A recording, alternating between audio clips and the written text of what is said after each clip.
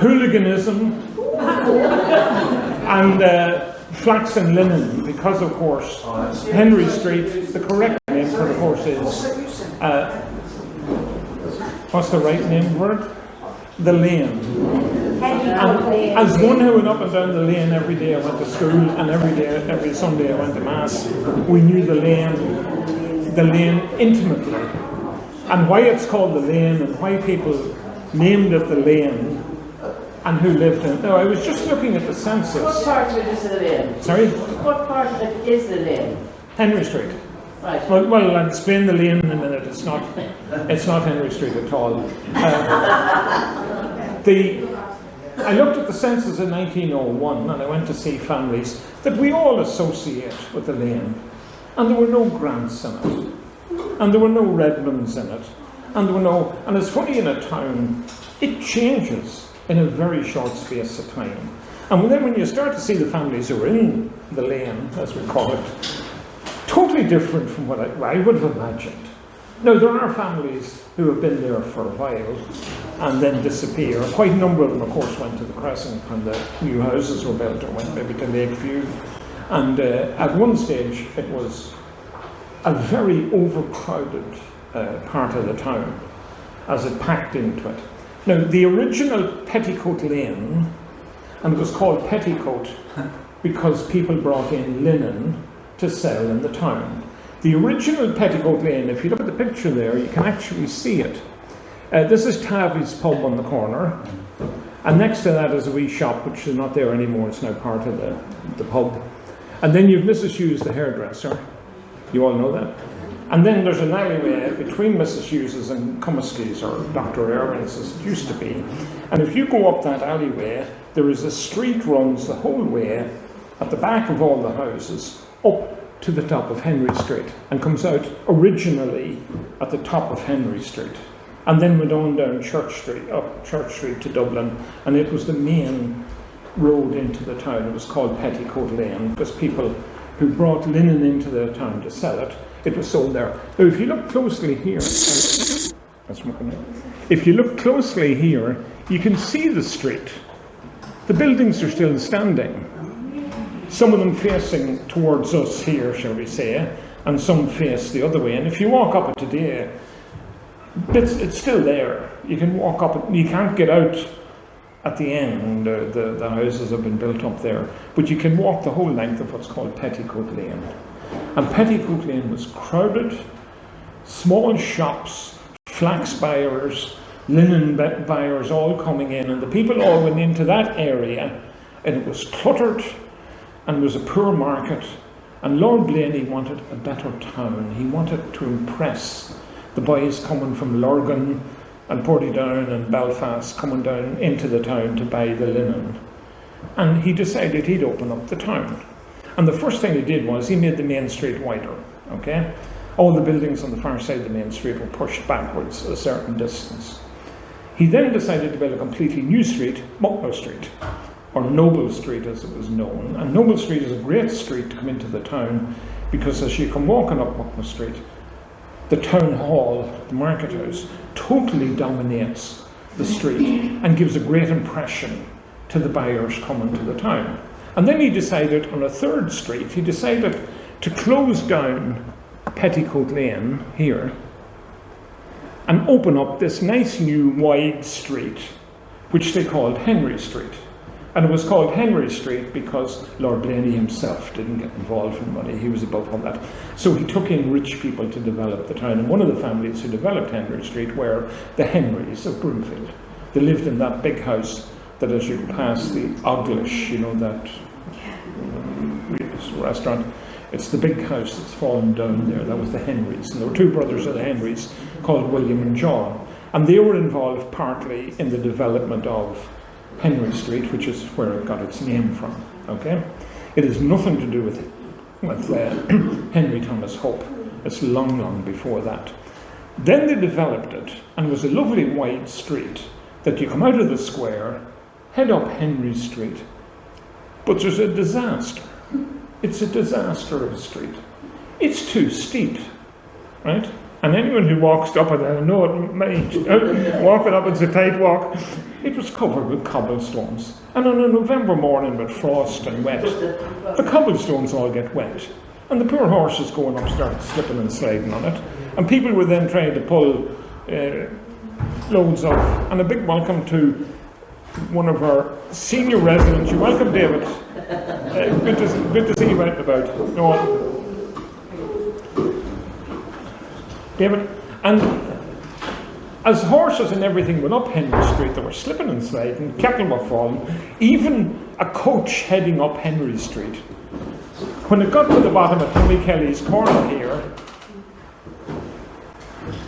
people had to get off the coach so they could pull it up to the top of the hill, and then they had to walk after it and get back on the coach when they got up to the top of the hill. Henry Street became a disaster, right? Because it is too steep, and it never developed into the businesses it should have developed into. And then, of course, the next thing that happened was the English, the Broad Street Act, the British government passed, and they decided then to build the Broad Road, York Street.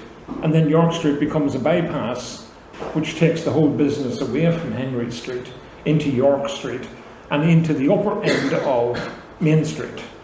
And then, of course, the building of the railway at the other end of the town took more shops away, and eventually Henry Street ceases to be the business street it should have been.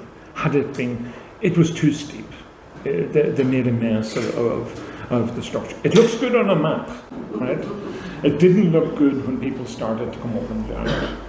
Now, in Henry Street, we know that there were, at various times, maximum, there were 2 pubs, I think, 2 innkeepers at different times in Henry Street. I remember one shop, Larry Donaghy's, near the bottom of the street at this end, and of course there was a pub, Cusacks, on the other side of the street, but never a development of commercial premises being so close to the town, and that was one of the reasons for it.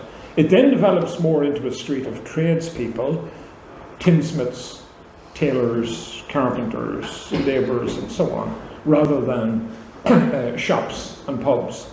And Henry Street, even today, is still, there isn't a shop in it, or is there? No anymore? There's no, in fact, there's very few houses indeed. I don't know how many families are still living in it at the moment. There's fewer and fewer all the time. But Petticoat Lane went up the back. Now, the one place in Henry Street which did make money were the buildings over what we would call Tommy Kelly's Corner. That's the buildings across there. This is one of the Blewett photos of the square.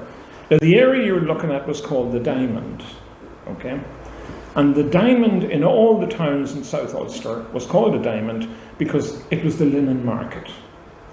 And I think, and I read somewhere, that the first diamond town in Ireland was Raphoe in County Donegal. The square in Raphoe was called the Diamond, and it had a linen market. And then as the other villages in town developed linen markets, they called them diamonds. And Monaghan is a diamond, Clonus is a diamond, Auchnaclye is a diamond, Armagh is a diamond. Castleblayney had a diamond, but it didn't stick in this town, where it's now the square, of course.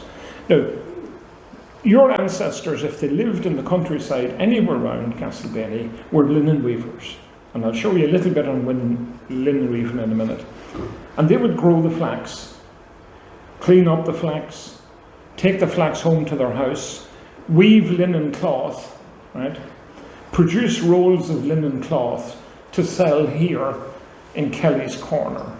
Now, because flax and linen it's not like fresh food, you can bring it in at any time. So maybe a month before the linen market, you'd come into town with your 4 or 5 rolls of linen cloth, and you'd take it over to Kelly's shop.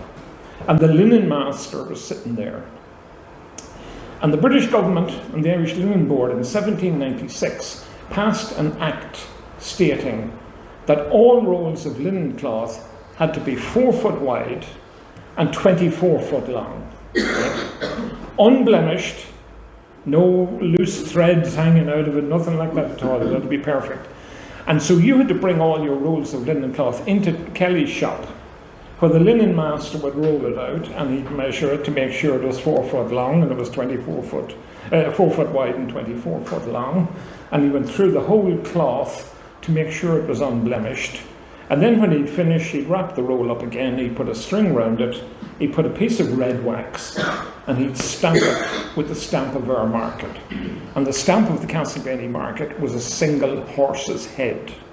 Now, the Castleblayney crest, Lord Blaney's crest, has 3 horses' head on it. And the one single head was the crest. And once you got it stamped, and maybe you had 5 rolls of cloth to sell, the man in the shop over there took it off you and stored it in stores at the back of the shop. And then when the linen market day came, the big buyers came from Portadown and Lurgan and Belfast and so on, and came into the town, and they knew when they looked at your rolls of linen cloth, because they were stamped, they were perfect, and he bought them. And then the man over there took the money, and you came in a few days later and you got the money. And linen is not a subsistence crop, it's a money crop. And people were now making money by selling the linen in the market, okay? And they came in here. Now, it was important that everything worked exactly right. So the British government and the Irish Linen Board decided, number one, in 1796, that anyone who was growing flax would be given free spinning wheels so they could spin the flax into thread. And anyone who was growing, I think it's more than 3 acres of flax, would be given a free loom, okay? And they wove the linen cloth at home on the loom. And all the looms they give out free were all 4 foot wide. So then when you were making the rolled cloth, it was 4 foot wide. Before that, some people had looms that were 3 foot wide, and some people had ones that were 6 foot wide, and it was a mess to run a market if all the cloth was all different widths and different lengths, and we had to standardize it.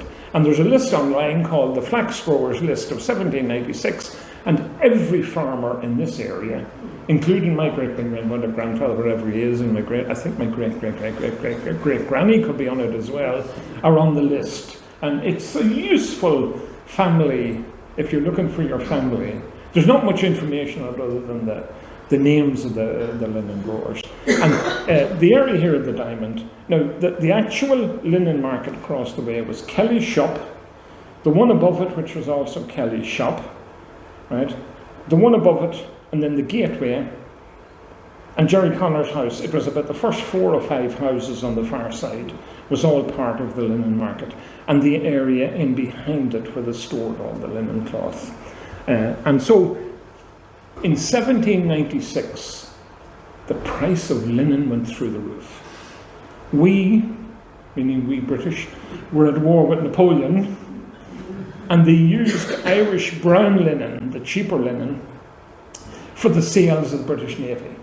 And you imagine how often they were replacing the sails. And then as the British Empire were sending ships all around the world, all of the sails were made of Irish linen. And during the war, they needed more and more of it. It's also waterproof, so it acted like tarpaulin. Sometimes they made sailors' uniforms out of it. They made tents out of it. And the beautiful white linen, you know the white linen? It wasn't as common. The brown linen was more common than the white linen. Had a lovely smooth surface on it. And of course you made your bedclothes out of it, and your pillowcases, and your tablecloths, and everything in our houses. So much so that some of us still, and I'm sure some of you still, when you go to the hot press, you don't call it the hot press, you call it the linen cupboard, because all of our cloth, none of us have any linen left anymore. It's all plastic. But linen was everywhere. The price ran through the roof, and farmers around here were making money. War always produces profits, okay? In 1815, a terrible thing happened, right? Come on. Napoleon Bonaparte was defeated at the Battle of Waterloo. The war ended, and now suddenly the British started to import cheap cotton from the United States. And this cheap cotton began to replace Irish linen. And then in 1850, the British built the Suez Canal, so now they could import cheap cotton from India and Pakistan, and the price of linen collapsed. And the linen, we stopped then making the linen completely. We did for quite a while then after that just simply grow the flax and scutch it. And we would sell the flax to the big factories in Belfast. but we stopped being linen weavers. We were linen weavers from about roughly 1750 to 1850. We were flax growers then for a generation after that. And then today, nobody in Ireland has ever seen a field of flax out there. And I would have no idea what to do with a piece of flax to make it into linen cloth. Now, Henry Street and the people of Henry Street have a colourful history. And this is the story of the reign of terror in Castleblayney on Christmas Eve, 1920. Okay? And what happened was, the quiet little town of Castleblayney saw much disturbances, right? The military were in the town and were stationed in the Hope Castle in the Domain. It's not called Mucknow Park or Mucknow anything at all. Mucknow's the other side of the lake. It's Lord Hope's Domain, please. And I get very annoyed at that awful name we have on it here. Anyway, they were replaced on the 9th of December by a squadron of black and tans. And the black and tans arrived in town and they went into the barracks in York Street, and that's where they were staying. Since their arrival, some of these newcomers have assumed a rather aggressive attitude, and only a few nights after their coming, and without the least provocation, two of them forcibly entered the house of a man named James Connor in Henry Street, right? A quiet, inoffensive man, and assaulted him. Now this would be Paddy Connor's grandfather, I think it is, and he got assaulted in Henry Street. Now, it appears about 11 o'clock on Christmas Eve, two or three of the black and tans called at the public house in Henry Street of Mr. Patrick Cusack. And this is Cusack's pub in Henry Street, just above Margie Hughes. It's on the left here. And they knocked on the shop door, and there was some delay in opening the door, and one of them fired a shot through the door and wounded a man called Kearney, who was sitting at the bar. And Kearney fell down, and he was sitting beside the local RIC sergeant, and he fell on top of him on the floor of the pub. Now, Margie Hughes had a story that when the black and tans fired a shot in, that they killed a man, and then they went inside and lifted the body and took it out the back of Cusack's and threw it down the well. That is not true. You'll all remember that one, but that's not what happened. He got a wee wound in his elbow and he fell on top of the RIC sergeant in the bar. And then the tans got into the pub, and they went to Kearney, apologised, and told him to report the matter at the barracks the next day, and he'd probably get a few £100 compensation for having been shot in the elbow. Now, I don't know who Kearney was, or Kearney, right? Meantime, the shot fired attracted the attention of a number of people in other parts of the town, and on their way to where the shot was discharged, they encountered a black and tan who had evidently become detached from the others. He was at the junction of Market Square and Henry Street, which is across here, right? This black and tan held up the crowd with his revolver and discharged a shot into the air. It's alleged that he was doing so, he was struck and fell to the ground, and it's further alleged that while on the ground he was kicked, right? And he continued to discharge shots as he was lying on the ground over here. And these shots attracted the attention of his comrades who were in the public house. Okay, so they came outside, the crowd scattered, and a number of them then, these are the local Gassons, the rioters, were pursued by two or three black and tans heading for the main street. The black and tans then proceeded to discharge shots at all the houses along this end of Market Square. The first house, right, 3 bullets entered the hall door of the corner house, that's at the other corner, the nearest corner here, which was owned by a man called Jimmy Maxwell. Now that would be Jimmy Maxwell's father.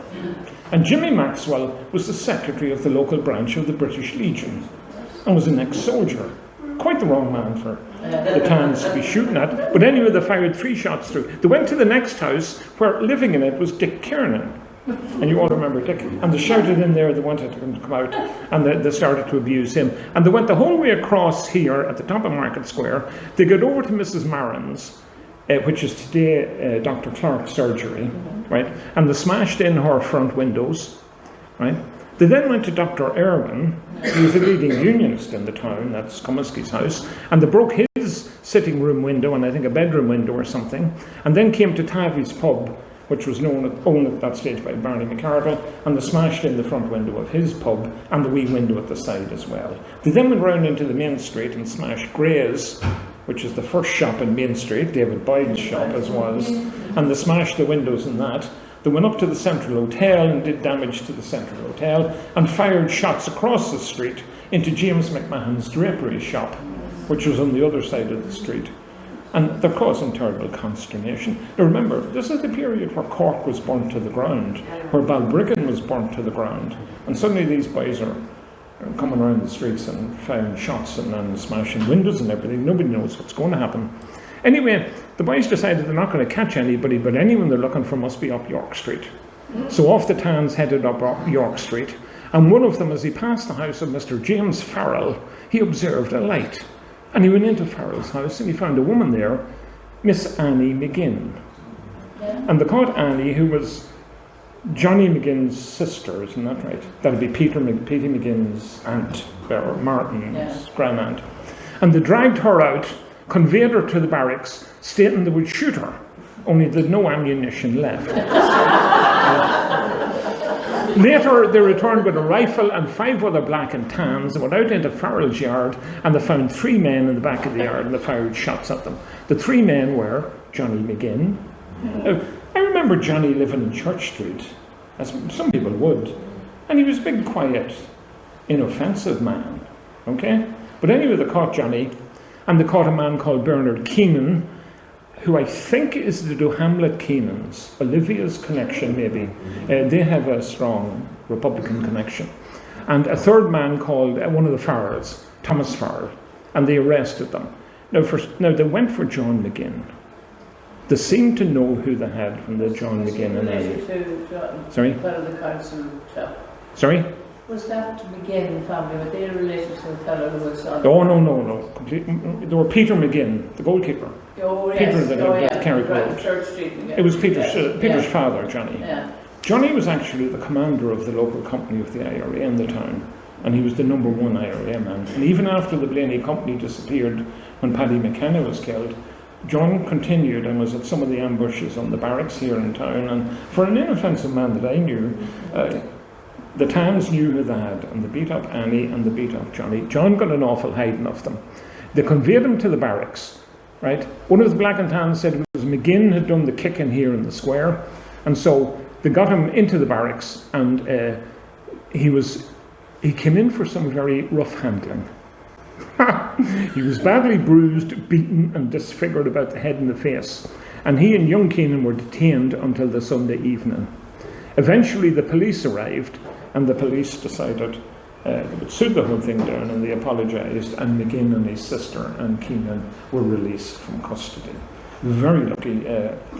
I don't think the Tans at that stage knew who they had. He certainly wouldn't have got alive out of the barracks.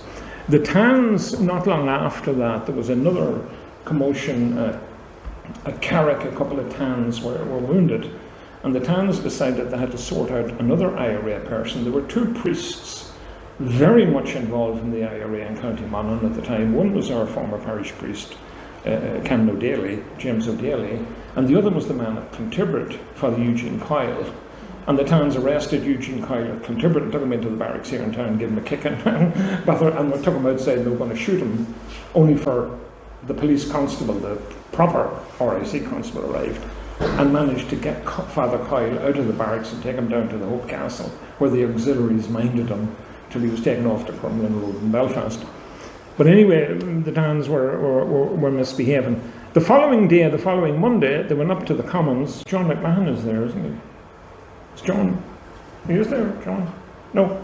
Anyway, they went to the Commons and they fired shots through the pub of Mrs. Shevlin in the Commons. That's Brannigan's house in the Commons, was a pub owned by the Shevlins, and they fired shots in there as well. So the reign of terror then was over.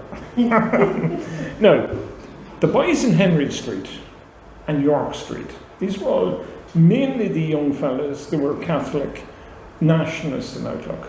In 1900, there was a famous battle in the Boer War in South Africa called the Battle of Ladysmith.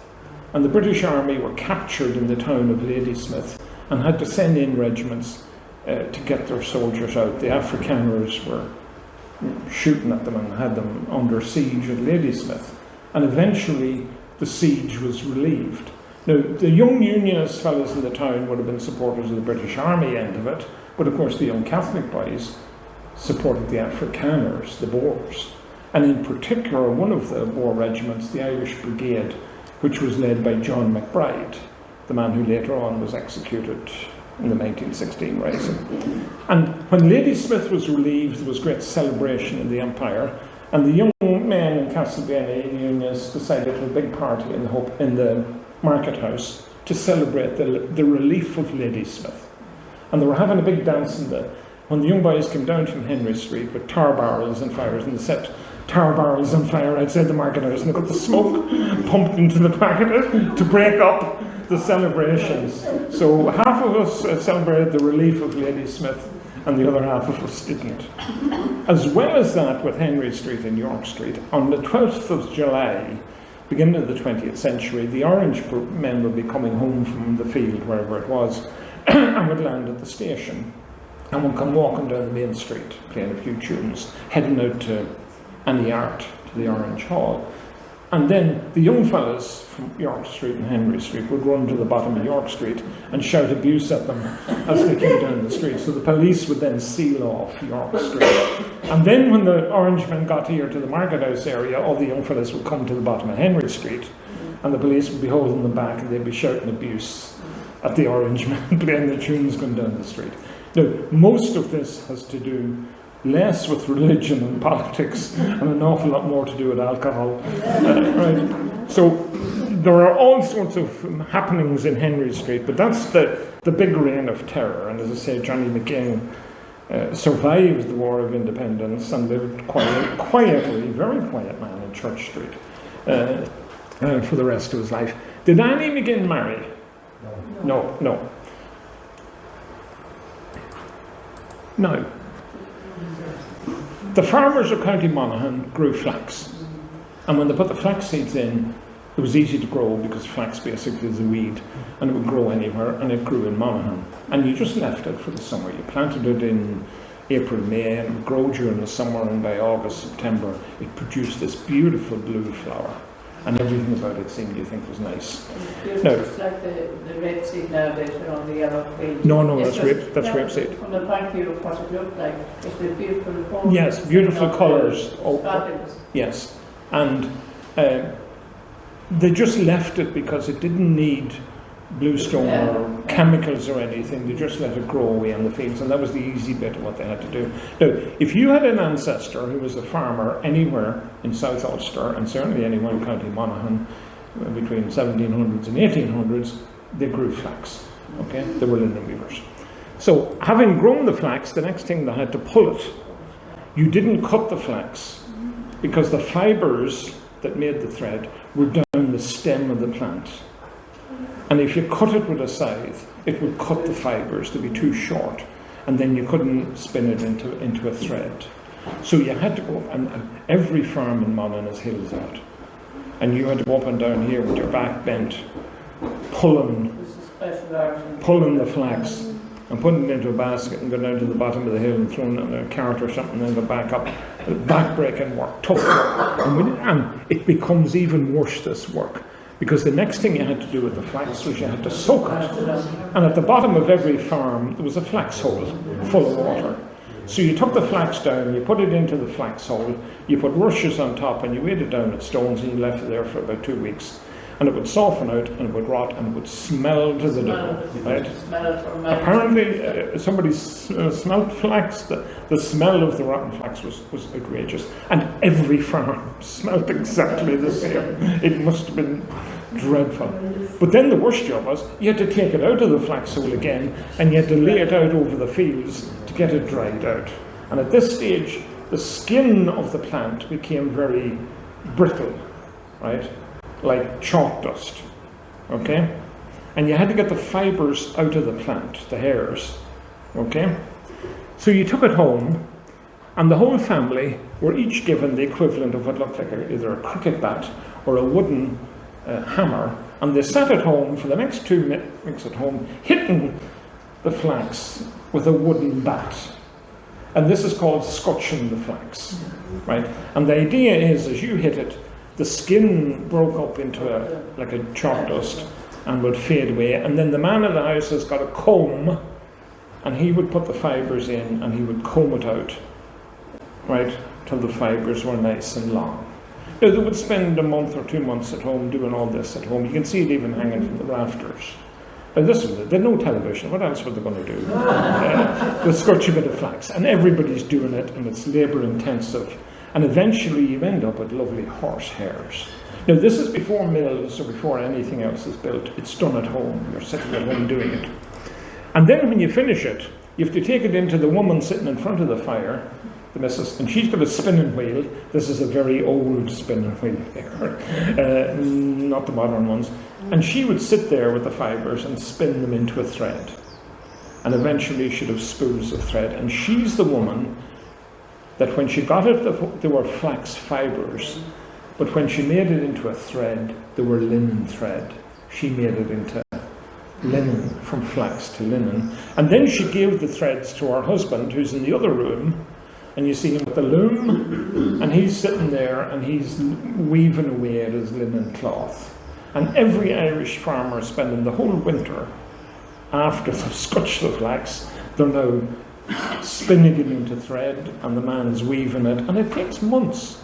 It's a whole 2-year process to get to the end of the linen process. And the poor man's over there, and he's at this and working away. Now, after he produced the big roll of linen cloth, you had to bleach it, right? So he took the long rolls of linen cloth, soaked them either in a river or in a big bucket or a bath or whatever he had, and he'd soak it, and then he had to lay them out on the fields to dry them. And they soaked them in all sorts of strange liquids. Some people used cow's urine. Some people used anything they could put into a bucket, any liquid at all. What they didn't realise, of course, it's the sun was doing the bleaching. It had nothing to do with what liquid they were soaking it in. And once you laid it out in the sunshine, eventually the linen would become whiter and whiter. But the process of bleaching by hand had to be repeated 12 to 15 times to get even close to a white linen. So that is another labour intensive. Laying it out in the field, leaving it for 4 or 5 days, taking it back in, soaking it again, putting it back out again, taking it back in again. It's all labour intensive, and the poor farmers are doing this. He's now into April of the following year, after he's planted his crop, and he still hasn't got anything to sell in the market. Right. Now, this is a typical linen weaver's house from County Monaghan. This house is still standing, thankfully, out at Aniella, and it's on the road from Aniella over to Carna, you know, that connection road, if you want to have a look at it. And it's a typical Monaghan house. Number one, it's got 3 rooms in it, right? So the Monaghan cottages have 3 rooms. The second thing is the chimney, which doesn't exist, falling down, but that's where the chimney was. The chimney's in line with the door, okay? And there are 2 fireplaces on the chimney. The middle room here is the kitchen. So there has to be a fireplace in the kitchen for cooking in, and for the woman sitting in front of it, spinning her threads. But this room here at the front, the one here on the right, is the weaving room. That's where the man had his loom, okay? And he has to have a fireplace in the room, not to keep him warm, to keep the thread dry, because if the thread gets wet, it won't weave. So it has to keep the threads dry. So he's got a fireplace, the woman's got a fireplace in the kitchen, so it's easier to put the chimney in line with the door, okay? The third room down at the end is the master bedroom, where the parents would sleep. The sleeping arrangement in this house was the parents slept in the third room down at the end. The teenage girls slept in the attic space above the parents' bedroom, and the boys slept on the floor of the kitchen, or the floor of the weaving room, depending on a bed of straw, whatever it was. So all of our houses have 3 rooms. There's one problem with this house. If you're sitting in front of the fire, the front door is beside you. There's a draft coming in. So they build what they call a jam wall. So when you walk in the front door, there's a jam wall in front of you. And there's a wee window called the jam window that the woman can see out who's coming in, or you can see in, and it shines light into the kitchen. And when you go in through the door, you go to the right to get into the weaving room, there's a door, and you go to the left to get into the kitchen, okay? The problem is then that the front door wouldn't open because it kept hitting the jam wall, so they built a porch to bring the front door forward a couple of feet. So now you know a Monaghan house. Please go round our county and look at it. It's got a porch door and a central chimney. It does not have a gable chimney, okay? Now, this house here is out at Cornalock, and you see again the chimney is here. It's in line with the door. There's 3 rooms, the weaving room to the left, the kitchen in the middle, the main bedroom to the left, the weaving room to the right. You see the porch on the door, right? And this is the house where my great-great-grandfather was born, out at Cornalock. And when you walk in the front door, you see the jam wall and the jam window in front of you, and the doors then into either of the 2 rooms again. And Monaghan people, even long after they stopped being linen weavers, continued with the same style of house. This is my other grandfather's house, where my mother was born, out at Cromartin. And there's a lot of these around the country. You can take numerous photographs, go out and take them. And what do you notice about it? My grandfather wasn't a weaver. It's got a central chimney, it's got a porch door, and not only that, he had a jam wall on the front door and on the back door of that house, right? And where's the staircase? The staircase can't go up the middle of the house because it's made of wood, and if it's beside the chimney it would catch fire. The staircase always goes up inside one of the walls of the house. And those are Monaghan houses. And I'm going around the country at the minute taking photographs of all the ones that I can possibly find. Unfortunately, they're disappearing rapidly. There's one up in the Sorry? Monaghan, South, Armagh as well, Armagh, South Tyrone, South Down, anywhere there was linen. Yeah. If you go to Kerry, you won't see houses like this. There's one that's up in the American folk park in Omagh. No, but it doesn't have the central chimney. They have a gable chimney is one claim in their weaver. I don't think. A jam wall, yes, but one of the ones in the folk park didn't correspond properly. It's not a proper one. I'll tell you if you want to see 2. Drive out to Duhamlet. And just before you come to Duhamlet, the McGuinness's house, is it still McGuinness's? Yeah. Right? It's a new house, all done up and all that, but look at it. It's got 3 rooms, it's got a central chimney, and it's got a porch door. I assume it is a jam wall. And there's another one out at Tome. If you drive just past Tome Bridge, and you know the road into the left that takes you around the lake shore, round to the waterworks, there's a house there, a bungalow, but it's built on an old one of our houses. It's got the central chimney and the 3 rooms and porches and all that. There's still quite a number of them left. You can still see them. And if you have a camera when you're out, please, would you take photographs, particularly the older ones? The one that Graham's were in out at Petticoat has fallen down a long time ago now. I do have a photograph of it. But they've fallen down rapidly. You get photographs before they've all disappeared. They're linen weavers' houses. Then, of course, somebody got a great idea. Instead of doing this beetling to beat all the things, instead of bleaching at home, somebody says, we'll build a wee mill. And how will you make the mill work? We'll put a wheel on the side of the mill, and we'll have a wee stream coming down the side, and the stream will come along and fill the buckets on the wheel, and then as each bucket fills with water, it gets heavy and it goes down, and the other side goes up, and then the water spills out at the bottom, and the wheel will continue to turn, and inside the mill then you can have the machinery working. There's one big problem with this. If there's too much water in the stream or in the river, it'll turn the wheel too fast, which will smash up the whole workings, okay? And then in the middle of the summer, if everything dries up and there's no water in the stream, there's no water to turn the mill. So you have to pick a spot which is perfect, which has a lake which doesn't dry up, and which has a lovely fall down. And the answer is you go to Annamullen. Annamullen is the most perfect spot to build a beetling mill, or a bleaching mill as they're called. These are not yet scutching mills. These are for the bleaching and the beetling.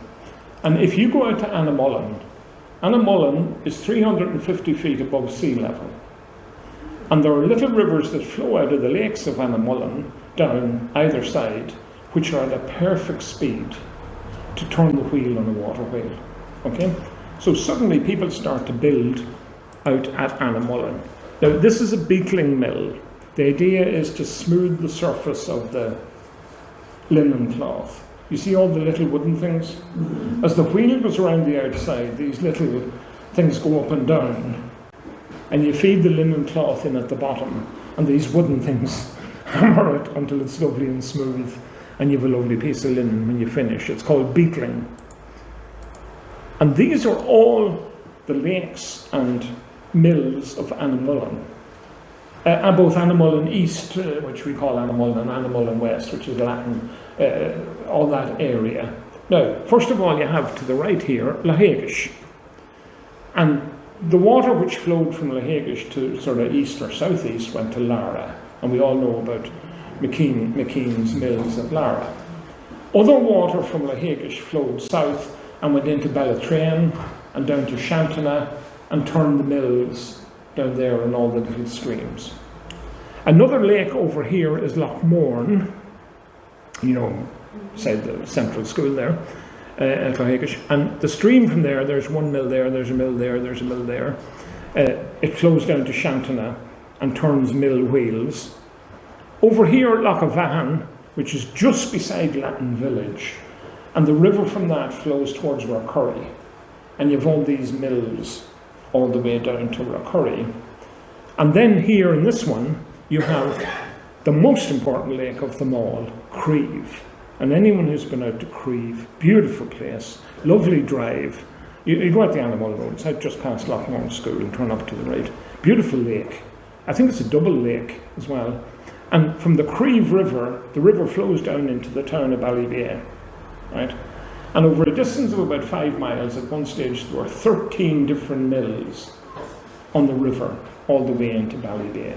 And Ballybay becomes the centre of the linen industry. Ballybay, at its market at one stage, had upwards of 2,000 rolls of linen cloth for sale. Castleblayney would have 800 to 1,000, Monaghan town 800, so Clonus 800. All of the towns, but Ballybay was number one, okay? Now, when you cross the border here, of course, you have Cady and Newtown Hamilton, and of course Darkley, which was a big one at one stage as well. Anyone from Darkley here? Anyone know the wee poem? People in Darkley without church or steeple leaning out over the half doors, insulting decent people. Anyway, Darkley was another one. All these towns, but Ballybay was the big one. And the first family to come to Ballybay were the Montgomerys. And they're the Montgomerys of Bestmount and Monaghan. And they came to Creve and built their mills at Creve. People associate Ballybay more with the Jacksons. The Jacksons come eventually, and of course President Andrew Jackson in the United States was connected to the Ballybay Jacksons. And then you had the Breakies and the Bronkers and the Cares and all the families who came. And within one stage, there must be 50 mills. Every black spot on this map is a mill, is a beetling mill. Now, there's two great essays, anyone who wants to read them. The Clara Records are downstairs here if you ever want to read them. Both written by the Murnane brothers in Ballybay. One is about the town of Ballybay and the Jacksons, and the other then is about the mills of Annamullen, and gives you a number of the families. The Montgomerys, Alex Montgomery and Thomas Bronker and James Woods, and lovely photographs of their houses as well. Both the Clara Record is great stuff on our linen. Well worth reading, they're good essays. And Father Murnane was excellent and all that sort of stuff. So now we've all got beetling mills, we've got bleaching greens, we're becoming a bit more industrialised. And then, of course, what happens? We invent the scutching mills, right? And the idea of the scutching mills is you've got your mill, you have a water wheel outside the mill, turning the mill. Now this is inside the mill, you see the wheel inside? The wheel here, right, is connected to a series of gears, right, which go into the next room where all the men are standing about who are the scutchers. And the scutchers are professional men, who stand inside, and as these paddles go round, turned by the water wheel outside, they hold the flax underneath the paddles, and it knocks the skin off the flax for them. And these are professional men, okay? We have in the town, I think still today, Scutcher Houses, and we had Scutcher Murphys, and we had... It's not an insulting nickname. It just means their family at one stage were scutchers in the mills. And these are professional scutchers. It created the problem for the poor men. As the paddles were down, every so often the wooden paddle would hit your hand and break your finger. And the only medicine you had was to tie a wee wooden spoon to it and hope that it would set straight. And very many of them didn't set straight. So an old scutcher had twisted fingers and twisted hands. And not only that, had missing fingers because gangrene would set in, and the only cure for the gangrene was to chop it off. And a scutcher was crippled by the work he had to do because he was trying to hold the flax in. And this is a slightly more modern one. There is a reconstructed mill, if you want to see one, outside Letterkenny at a place called Churchill on the road, main road into Enniskillen. You can go into it, there's a coffee shop and you get coffee and all that, and you can go into the mill and see. Now, these are dummy scutchers, of course, working in the mill. It's a bit more safer, and you can see in the front here the flax which they're taking out. Now, the scutchers, as part of their payment, were given a free cottage. And these are the scutchers' cottages out at Hadrinan, at Broomfield, at Roundtree's Mill. What do you call them is now building or doing up at the house. Jim McCarthy is doing it in there. And these are still standing. There maybe were 4 of them, little small cottages, and the scutcher would get a free house. We weren't paying that much money, but a free house was useful to get. And we all know, unfortunately, they're all dead. There was a wee set of them out at Carricus Lane, beside the Gleasons out there was a wee row of cottages. They were dotted all over the countryside, these rows of scutchers' cottages, but they've disappeared, unfortunately, and these ones are practically gone. In one of these houses in the 1901 census, Cherry Ogle lived in one. The Ogles from town here. But I know the Ogles, when they came to town, they came as gamekeepers on the estate here. They weren't, I don't think they were scutchers. And then, of course, you have these ones, which you've all seen at Lara. You've all been at the Tin Church. Drive on down to Lara Village, and you see the whole line of scutchers' cottages. Now, these are not linen scutchers. The mill at Lara, McKean's mill, ended up, it made woolen tweed, not linen tweed. And the people who worked in it were mill workers. And these were all the little cottages. And as you can see, are disappearing rapidly.